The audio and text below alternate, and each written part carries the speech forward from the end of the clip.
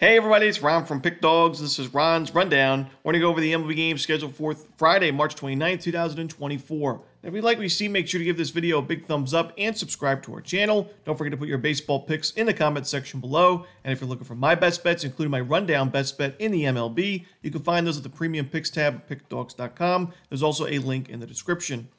Alrighty, here we go. Here are the games in baseball for Friday. Milwaukee Brewers and the New York Mets. We're going to see Freddie Peralta and Jose Quintana on the mound in this one.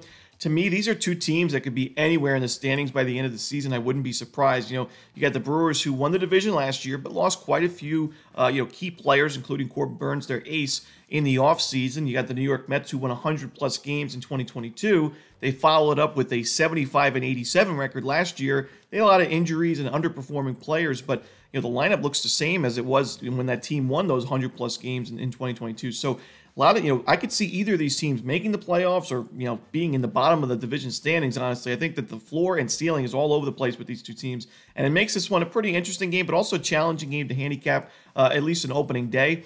For me, I just think that there's value with the Brewers here because Jose Quintana, he struggled quite a bit in his recent spring training outings. He went 7 1/3 innings his last two games against the Astros and Marlins. Gave up a combined 11 base hits, 11 runs. 10 of those were earned. 2 home runs. He only had 10 strikeouts.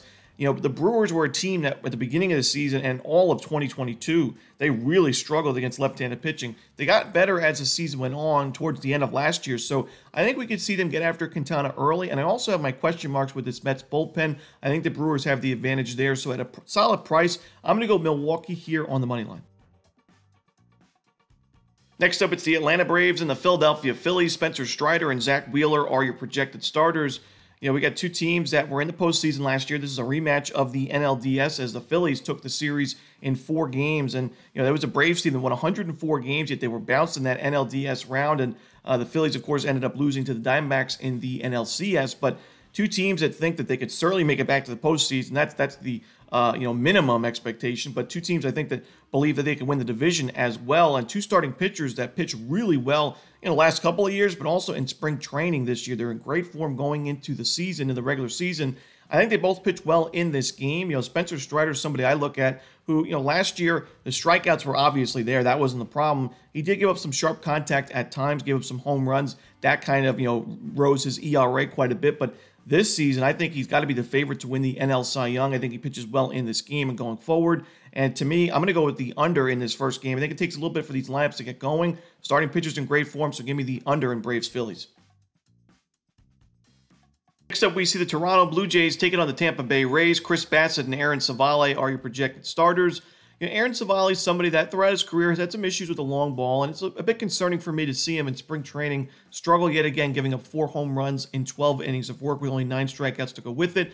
Now, I will say his final start of spring was by far his best outing, and that's exactly what you want to see if you're the Tampa Bay Rays. It was back on March 23rd against a very good Braves lineup. He went 6 innings of 1-run ball. He gave up a home run, but he had 6 strikeouts and only 1 walk given up, so certainly a positive sign, but I still have my concerns with this game in this spot against a very powerful Blue Jays lineup, and you're on the other side of Chris Bassitt, who's also a really good starting pitching option for Toronto. He had 22 Ks in 21 innings of spring, pitched a lot in spring training. He wasn't his sharpest. He gave up a good amount of base hits, but only 4 walks. He's a guy that usually keeps the ball on the ground. He pitched pretty well against Tampa Bay last year. He had 1 game at the Trop where he gave up 6 runs. Before those were unearned, so it was kind of an unfortunate, unlucky performance. The second game, which was late in the season against Tampa Bay back on September 22nd, it was also at Tropicana Field. 6 2/3 innings, a 2-run ball with 8 strikeouts. So I think Bassitt is the better option to start this game. I think these teams are very similar in the lineup department, the bullpen as well. So it makes it, pretty tough handicapping, as these are two big rivals in the American League East and teams that are projected to finish near the top of the standings in the American League yet again this year. But I think I'm going to give the edge to Chris Bassitt and the Blue Jays in this one. I'll take him on the money line. Next up, we see the Pittsburgh Pirates taking on the Miami Marlins. We're going to see Martin Perez and A.J. Puck, a pair of southpaws, on the mound in this one. Martin Perez, not usually a starting pitcher I back too often, especially in recent years. But I got to say, he's facing, a Marlins team that did not hit lefties too well in 2023. Really, the last couple of years, they've struggled against lefties. And Martin Perez, again, compared to some of the other starting pitchers in baseball, had one of the best spring trainings out of all of them. He had a .6 ERA through 15 innings of work. He actually had 16 strikeouts, which is not something you usually see from Perez.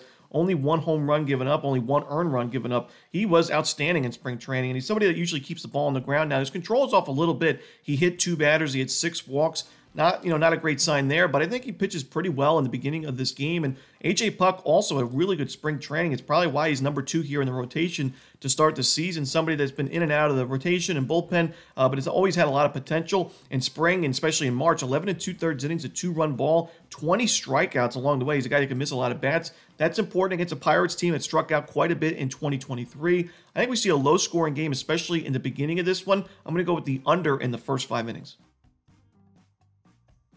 Next up, we see the Boston Red Sox taking on the Seattle Mariners. This one's going to be the first of 5 games that start 9:40 Eastern or later, so some late games for Friday's card. Nick Pivetta and George Kirby are the projected starters. And Nick Pivetta is similar to a guy like Aaron Savali in the sense that they both give up the long ball here and there. And, Pivetta is pitching at Fenway Park for a majority of his starts.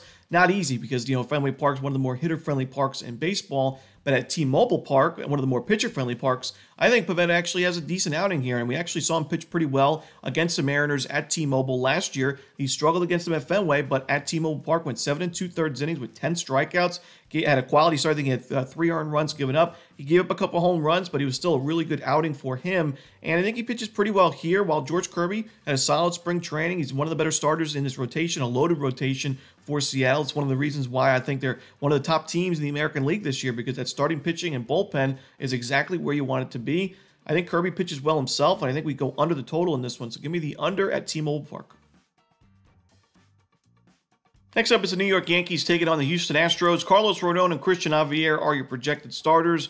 We know Rodon struggled quite a bit with the Yankees in the regular season last year, and spring training was also a concern for me, as in March, he wasn't striking out a lot of guys. He had 16 2/3 innings with only 11 Ks in that final outing against the Phillies on March 23rd. 4 innings, a 7 base hit, 6 total run baseball. 4 of those were earned. He had a walk as well and only 2 strikeouts. And this is an Astros team that last year had one of the lowest strikeout rates against lefties and some of the best numbers. OPS, isolated power, you name it, WRC+. The Astros crushed lefties. So I think Rodon, who also struggled against the Astros quite notably last year, I think he could be in trouble here. With Christian Javier on the other side, who has pitched really well against the Yankees in his career, and the Yankees bullpen not being the strongest on paper, in my opinion, going into the season, I got to go with the Houston Astros at home in this one on the money line. Next up, we see the Cleveland Guardians taking on the Oakland Athletics. We're going to see Ross Stripling and Logan Allen as the projected starters. And we took a couple of unders, a first 5 under and a full game under the last 2 games. This game, I would lean towards the over. I think we're going to see a lot of runs in this one. 2 starting pitchers that struggled quite a bit in spring training. And, I do think the Guardians can really benefit from playing against a guy like Ross Stripling, who's somebody that doesn't really earn a lot of missed bats to begin with. The Guardians, we know, as a team that's really done a great job at limiting strikeouts offensively the last few years. So I think they'll be able to get to Ross Stripling and put the ball in play almost every single at-bat. But on the other side, Logan Allen, like I said, his control was way off in spring. He had 11 walks given up in 18 innings of work. That's a 5.5 walks per 9, giving up 3 home runs along the way, so 1.5 home runs per 9, and only 14 Ks, 7 Ks per 9. Not exactly what you want to see from Logan Allen, who had a pretty solid year last year with the Guardians. He was a 3.81 ERA. His FIP was a little high at 4.19, but still, pretty solid rookie season for Allen. I think the A's get to him for a few runs, but I think in the end, I trust the Guardians bullpen a lot more. So that's why I'm going to go with the Guardians on the money line in this game. But like I said, I like the over as well. Next up, we see the Colorado Rockies taking on the Arizona Diamondbacks. Cal Quantrill and Merrill Kelly are the projected starters. The Diamondbacks are a huge favorite in this game, and while there's not a lot of value at Arizona in this spot, there's just no other way. I got to go with the Diamondbacks and lay the 1.5 runs. When you look at Cal Quantrill in spring training, he really, really struggled, especially in that last game. And, you don't want to overreact to spring training. Sometimes pitchers try new things. We see their velocities down, but you can't, a spring training game is a lot different than a regular season or postseason game. But it is the only, games or, game logs that we can look at going into the season. So I think there is still some value to it. And seeing Quantrill give up 4 2/3 innings, 12 base hits, 6 earned runs, and 4 home runs, I just can't get there with him. Merrill Kelly on the other side, who pitches so well at Chase Field and pitched, so well in general last year. A good Diamondbacks lineup. I think that they have the advantage in the bullpen as well. So even when these starting pitchers are out of the game, which should be pretty early on opening day or the first game of the season for these starters, I still think the Diamondbacks have a big advantage. So I'm going to go with the Diamondbacks here. We'll have some spots with Colorado to get, some plus money on our side, but this is just not one of those spots. Next up, we see the San Francisco Giants taking on the San Diego Padres. We're going to see Kyle Harrison and Joe Musgrove on the mound in this one. I think Joe Musgrove is an example of why spring training information can be pretty valuable at the beginning of the year, as he was struggling quite a bit in spring. He goes into his first regular season game against the Dodgers in South Korea, and he struggles mightily in that game. He gives up 7 base hits and 5 earned runs across 2 2/3 innings, and I worry about him here. His put-away pitches just aren't working right now. He's struggling to put away hitters, and the Giants are a much improved lineup on paper. They added a few key bats in the offseason. I think they get to him early in this game. And on the other side, Kyle Harrison, while his ERA and control was off a bit in spring, he's still a guy that went 12 2/3 innings of 17 strikeout baseball without giving up a single home run. I think he's earned this number 2 spot in the rotation. I think he's going to be good enough in this game for the Giants bats to do the talking. I'm going to go with San Francisco in this one on the money line. Next up, we see the St. Louis Cardinals taking on the Los Angeles Dodgers. Zach Thompson and Bobby Miller are the projected starters.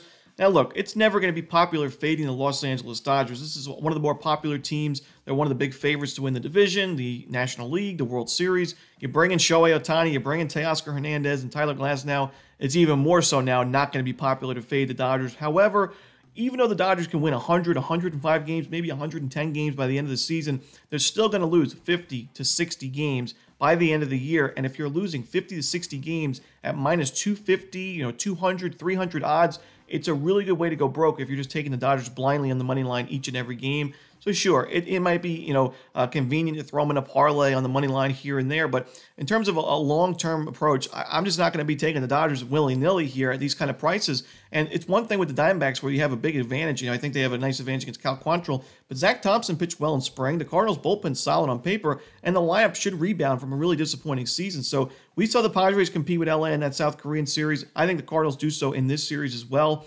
And Bobby Miller's a solid starting pitching option, but didn't like the fact that he wasn't missing a lot of bats in spring. I think the value only lies with St. Louis in a game like this, so I'm going to take the 1.5 runs with the Cardinals in this spot. And that's it. Those are the games in baseball for Friday. Hope you enjoyed this video. If you did, don't forget to hit that like button and subscribe. And don't forget to put your baseball picks in the comment section below. Again, if you're looking for my best bets, you can find those at Pick Dawgz Premium. As always, this is Ron Romanelli. Good luck.